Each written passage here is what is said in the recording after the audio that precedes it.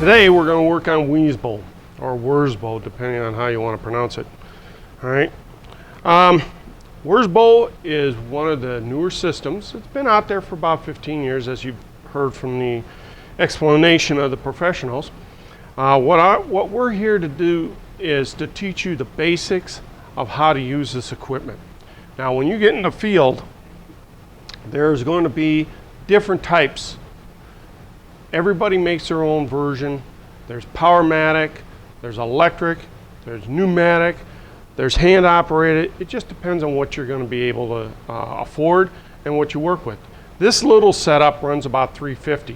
There's also a crimp one that eventually we're going to buy. It's the newer version, but this is the most popular one out there. So open up your case. You'll get this case out of the wall locker.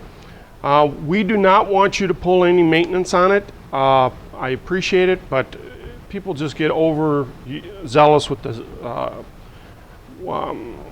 lubricate, and we have lubricant everywhere. All right, so there's three expansion devices: the 1/2 inch, 3/4, and 1 inch. For this exercise, we're going to just use the 3/4 inch. All right. Now, as they were showing you, you notice if you try to slide this on, it won't work unless you open up the housing. So open it up, just lay it on the table like this, open it up, screw it on, and you don't need any tools or anything, okay? You don't have to grasp a hold of that like a monkey on a football, all right? Just relax, just firm it up. Get the rest of it out of your way. Now, here's what we're trying to prevent. This will not pass code.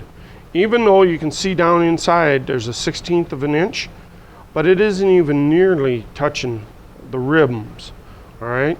And those ribs have to be in contact with this collar, all right? So if it isn't like that, you're not passing. So the 3 makeups is your pipe, and if you run out of any of this material, just let me know. We'll get it for you. We don't want you to work with anything less than 6 inches. It's a little complicated sometimes. All right, but here's the 3/4 inch pipe. We have a T.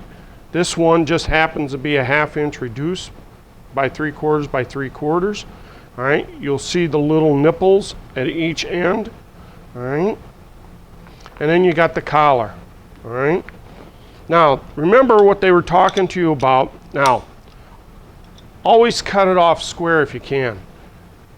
Don't spend a great deal of time on that because these aren't the finest cutting tool in the world. It's your Harbor Freight one-time use, okay? But for all intents and purposes, they are new, so they'll give you a standard cut. All right, again, when you buy better equipment, you get better cuts on this. All right, that's what you're paying for. Just a reminder for those that haven't ever used this, this is a ratcheting type, and also you got to pull it open like this to make it operate. All right. If this thing fails, or if you happen to have the version of Rigid, Rigid has like a handle underneath here and a knob on, or not a knob, but a flipper on top. You got to depress both of them so the blade will pop open automatically. All right, so we have our piece cut. Now you want to put your collar on there, and you want to have at least that 1/16 of an inch gap inside. Now remember what the video or the DVD showed you. You want to expand it. Now what I suggest is that you use your body, all right, just like he showed you in the other video.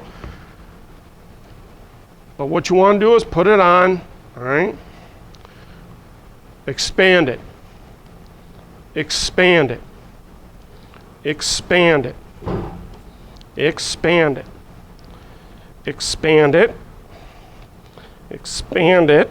Now it'll get tougher as you get up there.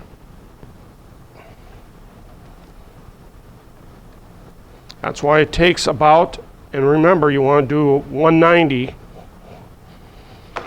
All right, grab it, slip it on, and bring it all the way up against that.